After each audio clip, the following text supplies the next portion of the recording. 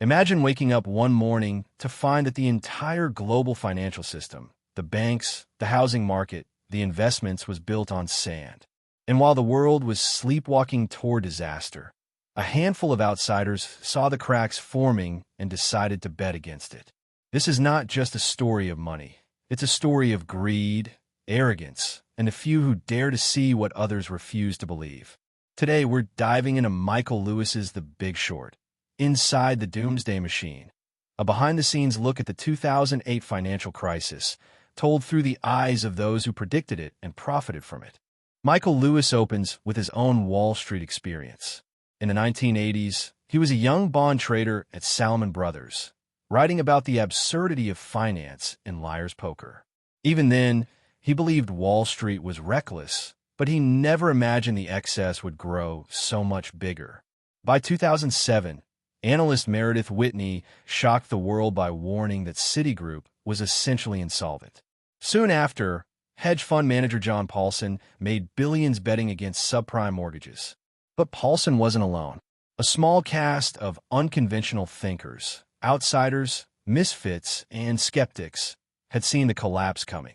Their journey forms the backbone of The Big Short. Chapter 1. A Secret Origin Story. Our journey begins with Steve Eisman, a man whose bluntness and skepticism would become legendary on Wall Street. Eisman never tried to fit in. Raised in New York, he followed his parents into the world of finance after an unsatisfying career as a lawyer. His mother and father worked as brokers at Oppenheimer, and it was there that Eisman discovered his calling. Not as a smooth operator, but as a truth-teller in an industry addicted to lies. He was the type of analyst who didn't hesitate to issue scathing sell ratings, even when it angered powerful companies. This honesty earned him both enemies and respect. Eisman's style was abrasive. He questioned executives to their faces, pointing out contradictions in their financial statements. Some saw him as rude, but those who understood him admired his fearlessness. He was joined by Vincent Daniel, a young accountant from Queens, whose life had been shaped by suspicion of authority and a need to see the fine print. Vinny had worked auditing banks and realized that their books were nearly impossible to decipher. Together, Eisman and Daniel began investigating subprime lenders, companies that targeted lower-income Americans with risky mortgages. What they uncovered was shocking. Lenders were using accounting tricks to book profits they hadn't earned, hiding high delinquency rates, and exploiting vulnerable borrowers.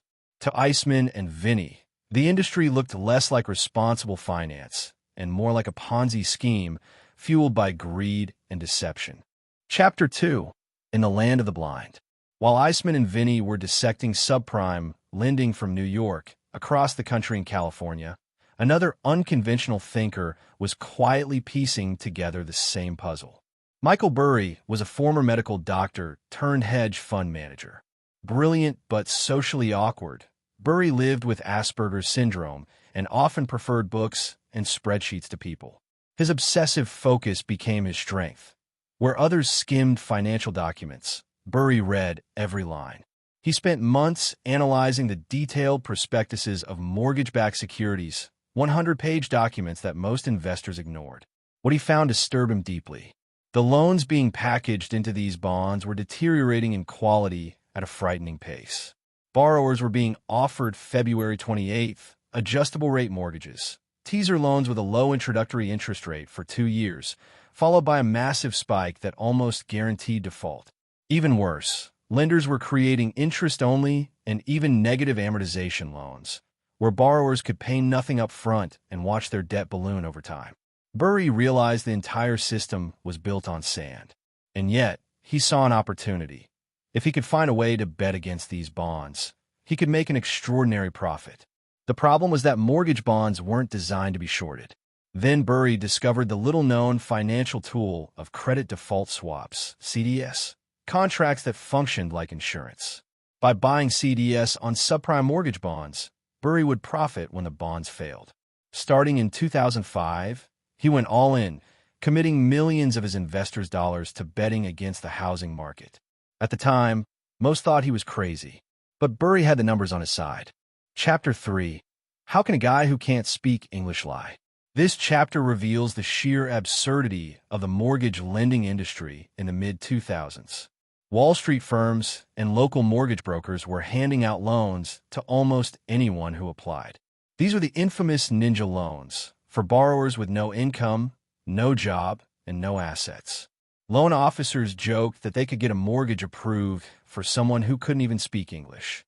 The system didn't care about repayment, only about originating more loans, which could then be packaged and sold to investors.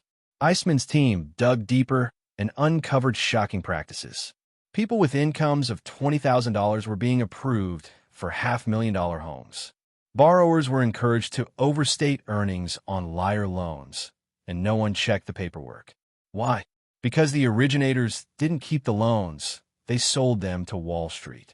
Once bundled into securities, rating agencies like Moody's and S&P stamped them with high ratings, turning junk into supposed safety. The illusion was that real estate prices would always rise, so even bad loans looked good on paper. To Eisman, the fraud was obvious. The system was incentivized to create as many loans as possible, regardless of quality. Chapter 4. How to Harvest a Migrant Worker. This chapter shines a harsh light on the human exploitation behind the numbers. The victims of subprime lending weren't faceless statistics. They were ordinary families, often poor and financially unsophisticated. Migrant workers earning only a few $1,000s a year were being approved for mortgages worth hundreds of thousands. These families never stood a chance. They were being set up to fail. Lewis describes how lenders deliberately targeted the most vulnerable, using misleading sales tactics and burying predatory terms in fine print. The loans weren't designed for long-term success. They were designed to feed Wall Street's demand for mortgage-backed securities. Eisman was appalled. For all his bluntness and cynicism, he identified with the underdog. To him, this wasn't just bad business practice, it was outright exploitation. The poor were being used as raw material to generate fees and bonuses for bankers. Their inevitable defaults were considered irrelevant, since the loans had already been sold off and turned into securities. Chapter 5. Accidental Capitalists. In Berkeley, California, two outsiders stumbled into this corrupt world almost by accident. Charlie Ledley and Jamie Mai were young, unpolished investors running a tiny hedge fund called Cornwall Capital from a backyard shed. With little money and no reputation, they were financial nobodies. Yet their lack of ties to Wall Street became their strength. They weren't blinded by conventional wisdom or pressured to follow the herd. Ledley and Mai specialized in spotting asymmetrical bets, small investments that could pay off massively if rare events occurred. When they learned about credit default swaps, they realized they could bet against the housing market with limited downside and huge upside. While major banks and institutional investors dismissed the risks, Cornwall Capital saw an extraordinary opportunity. They began buying CDS on mortgage securities, essentially wagering that the financial system was far shakier than anyone admitted. Their story embodies the theme of The Big Short. Outsiders with curiosity and courage seeing what the experts refused to acknowledge. They weren't financial geniuses. They were simply open-minded enough to question the obvious. And in doing so, they positioned themselves to make one of the most profitable trades in history. Chapter 6. Spider-Man at the Venetian.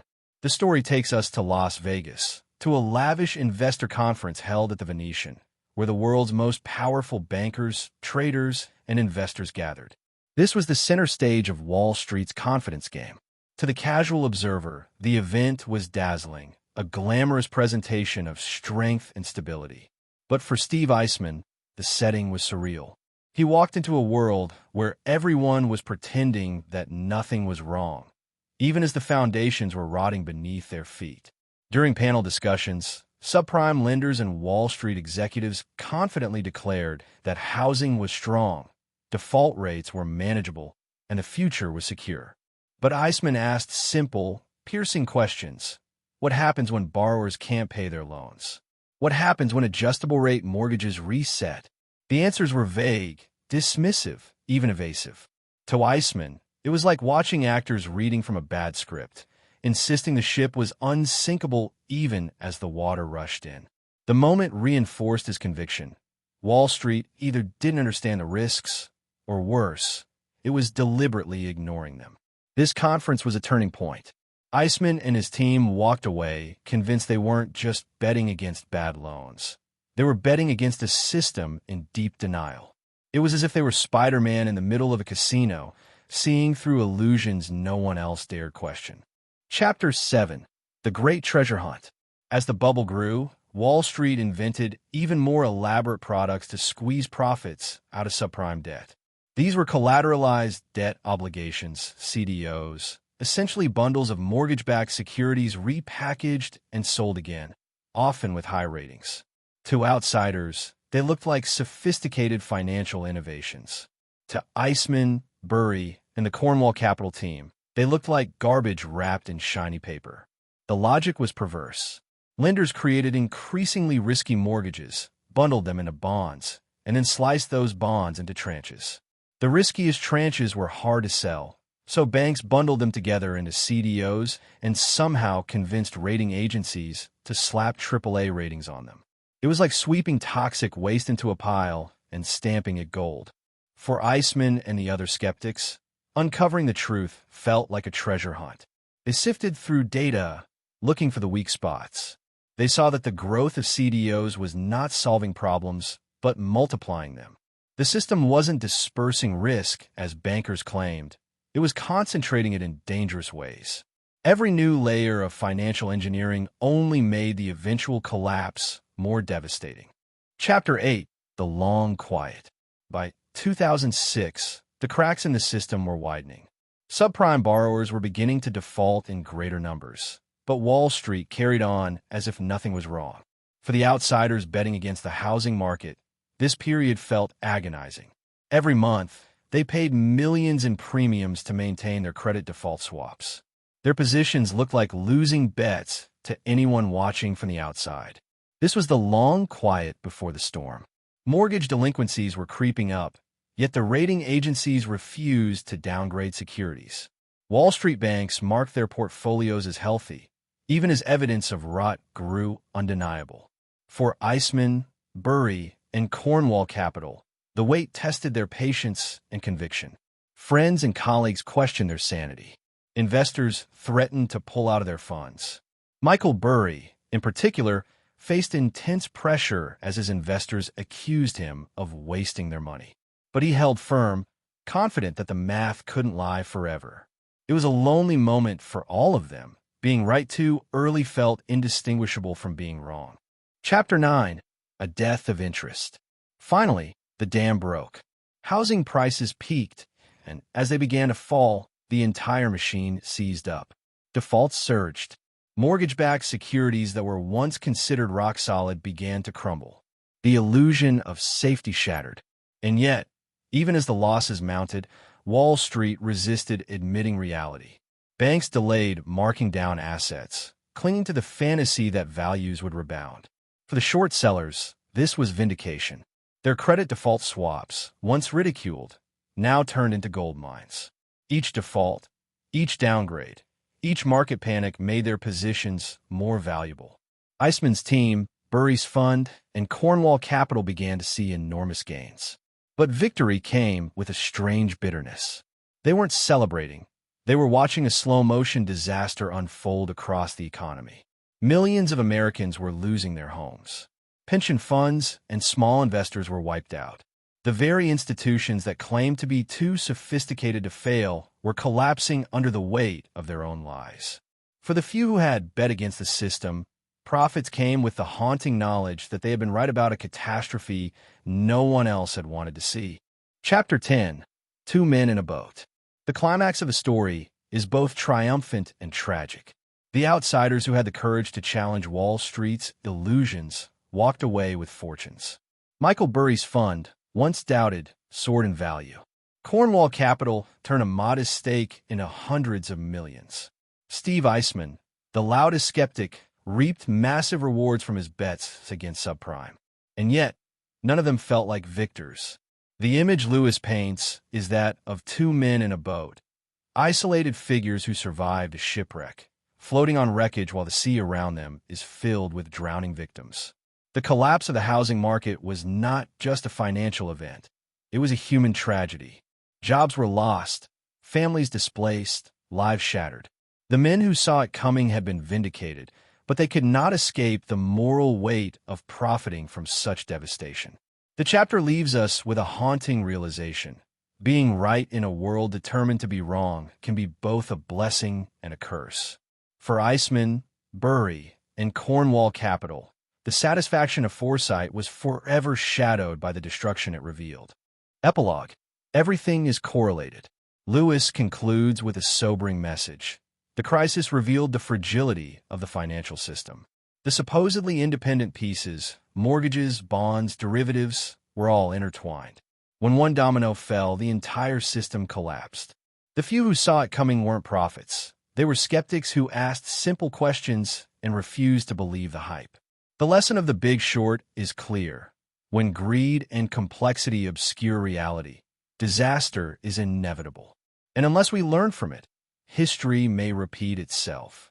So there you have it, the full story of The Big Short. A tale of arrogance, deception, and the rare outsiders who saw through it all. What do you think?